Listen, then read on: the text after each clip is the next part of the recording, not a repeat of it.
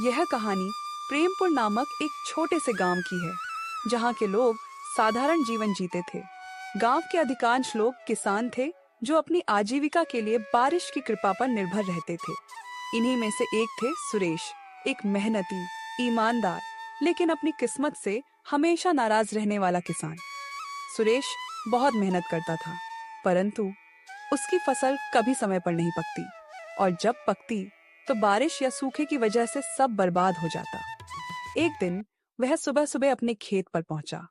उसके पास एक छोटी सी जमीन थी जो दूसरों की जमीन से जुड़ी हुई थी। सुरेश ने देखा कि उसके अलावा आसपास के खेतों पर कोई काम करने नहीं आया था। हर साल यही कहानी, इतनी मेहनत करता हूँ पर किस्मत साथ नहीं देती। पिछले साल बाढ़ ने सब बर्बाद कर दिया, उससे पहले सूखे ने झटका दिया, अब इस साल भी। वह चारों ओर नजर दौड़ाता है और देखता है आसपास के खेतों पर कोई नहीं आया है। ये लोग कब तक सोते रहेंगे? मेरी तरह इन्हें भी तो फसल की चिंता होनी चाहिए, लेकिन नहीं, ये तो आराम से रहते हैं। इनके लिए तो मैं कुछ नहीं कर सकता, पर कम से कम अपने खेत का काम तो कर सकता हूँ। फिर कुदाल लेकर अपने खेत पर काम करने लगता है। काम करते करते सुबह की दोपहर हो जाती है, पर सुरेश अपने काम में इतना व्यस्त था कि उसे तो समय का पता ही नहीं लगता। तभी थोड़ी देर में उसकी पत्नी राधा उसके लिए खाना लेकर आती है। सुरेश, इतनी धूप में काम करते हुए थक गए होंगे, आओ खाना खा लो। सुनते हो? आओ आकर खाना खा लो। अरे ये क्या, दोपहर हो गई, समय का तो पता ही नहीं चला। चलो, अब राधा खाना लेकर आ गई है तो खाना खाकर थोड़ी देर आराम करके फिर काम करता हूँ। सुरेश राधा के साथ खेतों के पास वाले पेड़ के नीचे बैठकर खाना खाने लगता है। क्या हुआ जी? लगता है आज कुछ ज्यादा ही थक गए हो। हाँ, आज सुबह से लगातार खेतों पर काम कर रहा था। सुबह की दोपहर हो गई, पता भी नहीं चला। तो आपने थोड़ी देर आराम क्यों नहीं किया? आप हमेशा इतने परेशान क्यों रहते हो? भगवान पर भरोसा रखो, आपकी मेहनत रंग लाएगी। क्या हुआ, अब तक कोई आया क्यों नहीं खेतों पर काम करने? वही तो, इन लोगों का ही सही है। जब मर्जी आते हैं, जब मर्जी जाते हैं, और एक मैं हूँ जो इतनी मेहनत करता हूँ। फिर भी पता नहीं कैसी किस्मत है मेरी, जो हमेशा कोई ना कोई बहाने से मेरी मेहनत बर्बाद कर ही देती है। हर साल वही हाल, मेहनत फिर बर्बादी फिर कर्ज, यही चक्र चल रहा है। आप इतना क्यों दुखी हो रहे हो? आपको पता है ना, आप मेहनत करते हो तो बस किस्मत को क्या कोसना। आज आपकी किस्मत साथ नहीं दे रही है, पर क्या पता कल आपकी किस्मत आपका साथ देने लगे। आप निराश मत होइए, मेहनत का फल जरूर मिलता है। हाँ राधा, पर यह कल कब आएगा? कब मेरी किस्मत मेरा साथ देने लगेगी? मैं जब सोचता हूँ कि इस बार कोई परेशानी नहीं होगी, तो फिर कहीं न कहीं से कोई न कोई परेशानी आ ही जाती है। कभी कभी तो मुझे लगता है विधाता को भी मुझे परेशान करने में मजा आता है। आप बस अपनी मेहनत पर ध्यान दीजिए, मुझे पूरा भरोसा है आज नहीं तो कल आप खुद मुझे कहेंगे, लगता है किस्मत मेरा साथ दे रही है। सुरेश को खाना खिलाकर राधा वहाँ से चली जाती है और सुरेश फिर से अपने खेत में काम करने लगता है। सुरेश अपने खेत में काम कर ही रहा होता है, तभी वहाँ बगल वाले खेत का मालिक मोहन आता है। सुरेश को काम करता देखकर मोहन उसे आवाज लगाता है। अरे सुरेश भाई, आज तो बहुत जल्दी आ गए लगते हो। हाँ मोहन, सुबह से ही लगा हूँ, तुम तो बहुत देर से आए।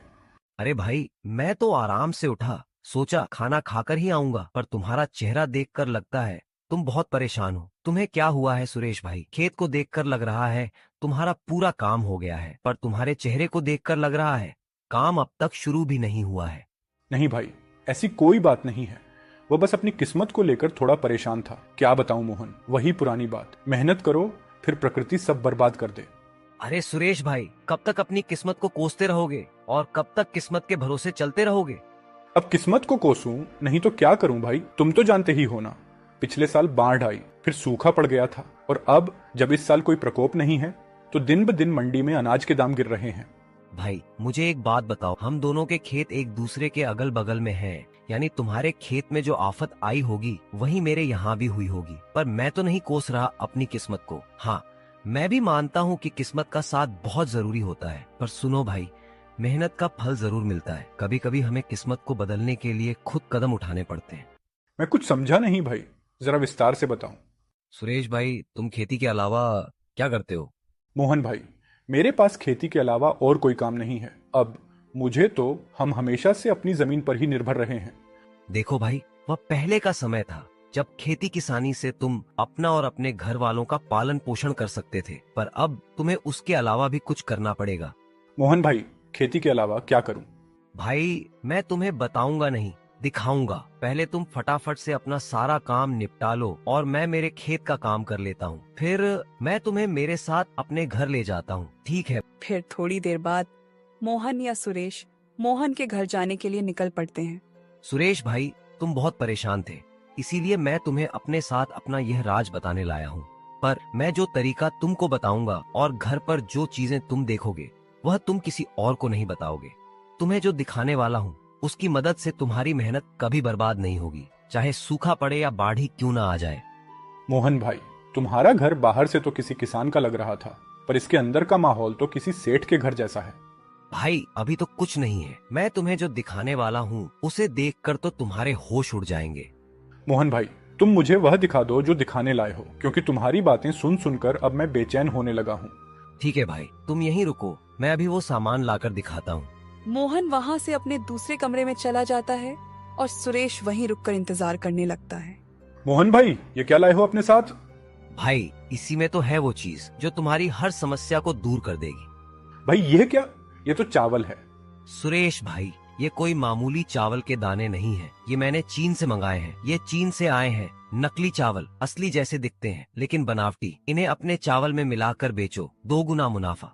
मैं कुछ समझा नहीं भाई, तुमने चावल के दाने चीन से क्यों मंगाए, और यह चीन के चावल मेरी किस प्रकार मदद कर सकते हैं भाई? मैंने जैसे कहा था, ये कोई मामूली चावल नहीं है। ये जो तुम मेरे घर पर साज सामान देख रहे हो सब इसके बदौलत ही आया है। जैसे कि हर बार हमारी फसल किसी न किसी कारण से बर्बाद हो जाती है तो मैं क्या करता हूँ, बची कुची फसल में इसे मिलाकर बेच देता हूँ। इससे मेरा बहुत मुनाफा होता है।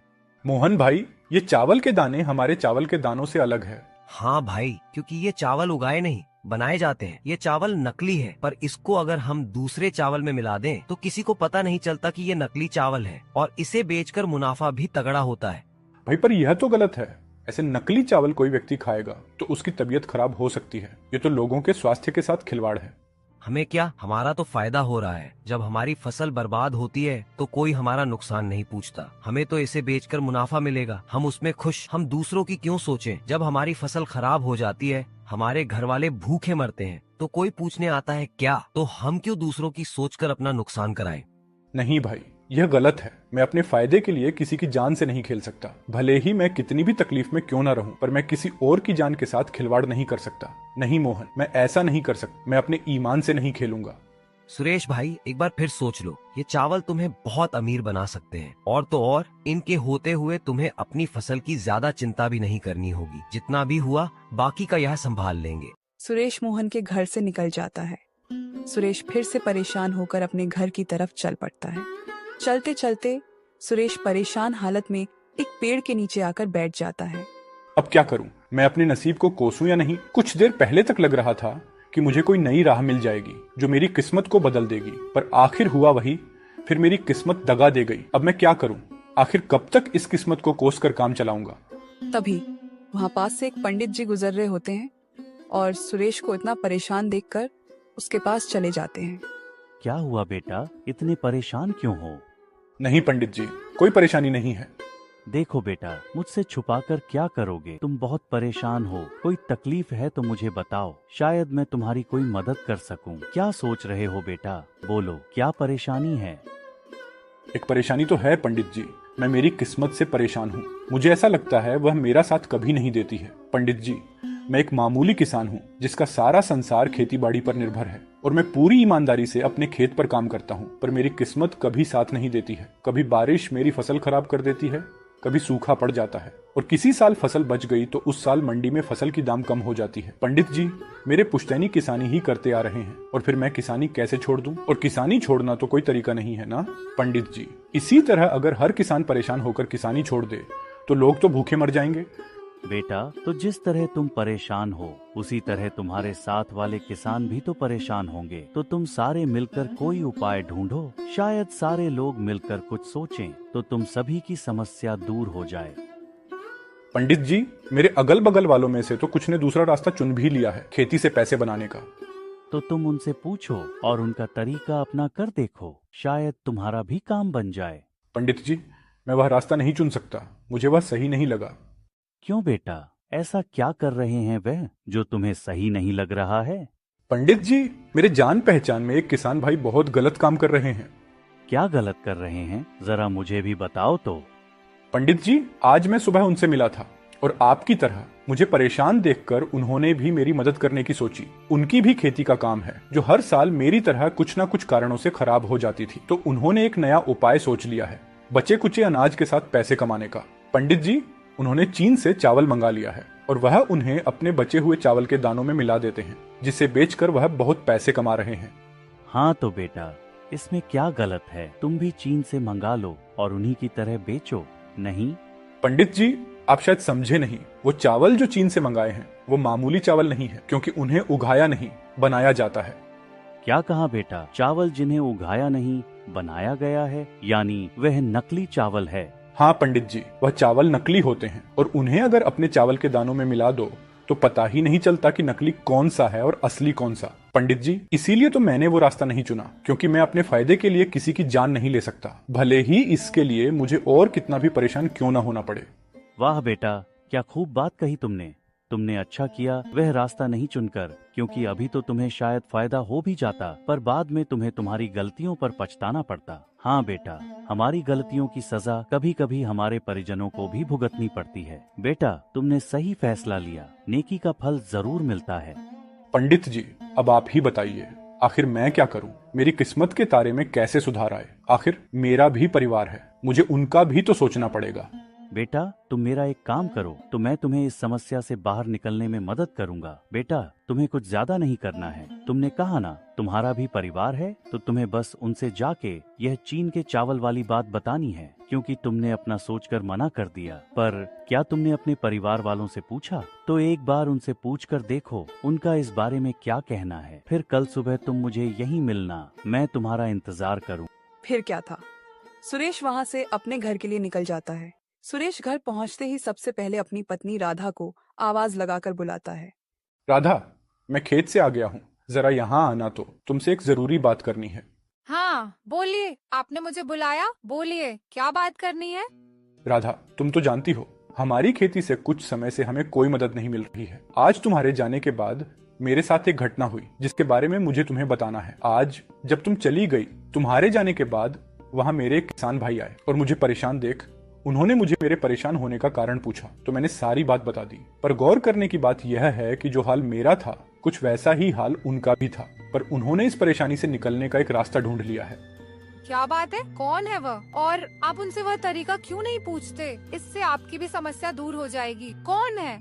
पहले तुम मेरी पूरी बात सुन लो। मैंने जब उनको अपनी समस्या बताई तो उन्होंने उससे निकलने का रास्ता तो बताया, पर वह रास्ता थोड़ा अटपटा है। जैसे मेरी फसल कभी बारिश की वजह से खराब हो जाती थी, वैसे ही उनकी भी हालत थी। पर अब वह चीन से चावल मंगाते हैं और फिर उनको अपने पास बचे हुए चावल के दानों में मिला देते हैं और बाजार में बेचते हैं। इससे उन्हें फायदा होता है और किसी को नहीं समझता कि असली कौन सा है और नकली कौन। राधा, चीन से लाए हुए चावल नकली चावल होते हैं, उन्हें उगाया नहीं बनाया जाता है और वह काफी सस्ते मिलते हैं। पर नकली चावल तो खाने में जानलेवा साबित हो सकते हैं। मुझे यह गलत लगा तो एक बार तुम्हारी भी राय लेकर देख लेता हूँ, क्योंकि मेरी इस परेशानी से तुम भी तो परेशान हो और सिर्फ मेरे मना करने से अच्छा है एक बार तुम्हारी भी राय लेना मुझे सही लगा। नहीं जी, हम एक बार के लिए भूखे सो जाएंगे, पर किसी के साथ ऐसा धोखा करके पैसे कमाना बहुत गलत होगा। कल उन गलतियों का भुगतान हमें किसी न किसी तरह चुकाना ही पड़ेगा। वाह राधा, मुझे आज तुम पर बहुत नाज हो रहा, क्योंकि तुम भी बिल्कुल मेरी तरह सोच रही हो। चलिए यह सब बातें छोड़िए, इन गलत बातों को अपने ऊपर हावी मत होने देना। आप और मेहनत कीजिए, देखना बहुत जल्द आपको कामयाबी मिलेगी। फिर अगली सुबह सुरेश पंडित जी से मिलने अपने घर से निकलता है। सुरेश जब वहाँ पहुँचता है तो पंडित जी वहाँ नहीं होते हैं और पंडित जी को वहाँ नहीं पाकर वह थोड़ा मायूस हो जाता है। यह क्या, पंडित जी तो यहाँ नहीं है, अब क्या कहाँ से मिलेगा मुझे मेरी परेशानी का हल? तभी पंडित जी अचानक से प्रकट हो जाते हैं। आ गए बेटा, तुम बोलो। बेटा, क्या तुमने वह काम किया जो मैंने तुमसे कहा था? हाँ पंडित जी, मैंने मेरी पत्नी से बात की और उसे यह भी बताया कि इनसे हमें बहुत फायदा होगा, पर उसकी सोच पूरी तरह मेरी जैसी है। उसने तो यहाँ तक कहा कि हम एक समय भूखे रह सकते हैं, पर किसी के साथ इस तरह धोखा करके पैसे नहीं कमा सकते। यह तो बहुत अच्छी बात है बेटा कि तुम्हारी घरवाली की सोच बिल्कुल तुम्हारी तरह है। पंडित जी, अब आप मुझे कोई तरीका बताइए जिससे मेरी समस्याएं दूर हो सके। हाँ बेटा, मैं तुम्हारे लिए कुछ लाया हूँ जिससे तुम्हारी सारी समस्याएं दूर हो जाएंगी। पंडित जी फिर उसे एक पोटली देते हैं। पंडित जी, इस पोटली में क्या है? बेटा, इस पोटली में जादुई मिट्टी है। तुम बस इस मिट्टी को ले जाकर अपने खेत में छिड़क देना और फिर उसके बाद अपने अनाज के बीजों को छिड़क देना। पर एक बात याद रखना, मिट्टी कम कम छिड़कना, और जब पोटली की मिट्टी खत्म होने वाली हो तो अपने खेत की मिट्टी इसमें मिला देना। इस पोटली को कभी खाली मत होने देना। पंडित जी, मैं आपकी सारी बातों को याद रखूंगा। ठीक है, तो पंडित जी, मैं चलता हूँ। सुरेश फटाफट से जाकर अपने खेत में मिट्टी छिड़क देता है। चलो, अब मिट्टी तो छिड़क दिया, अब फटाफट से बीजों को भी छिड़क देता हूँ। सुरेश सारे खेत में जल्दी जल्दी बीज छिड़क देता है। फिर अगली सुबह सुरेश सुबह सुबह अपने खेत पर पहुंच जाता है और अपने खेत की हालत देखकर चौंक जाता है। उसका खेत पूरा हरा भरा हो चुका था। उसे अपनी आंखों पर यकीन नहीं हो रहा था। आखिर पंडित जी की बात सही हो गई। अब इस जादुई मिट्टी से मेरी सारी परेशानियां दूर हो जाएंगी और आखिर राधा की बात भी सही हो गई। अब किस्मत भी मेरा साथ देगी। दोस्तों, इस तरह सुरेश और राधा की नेक दिली ने उनकी बदकिस्मती को बदल दिया और अब उन्हें अपनी किस्मत को कोसना नहीं पड़ेगा।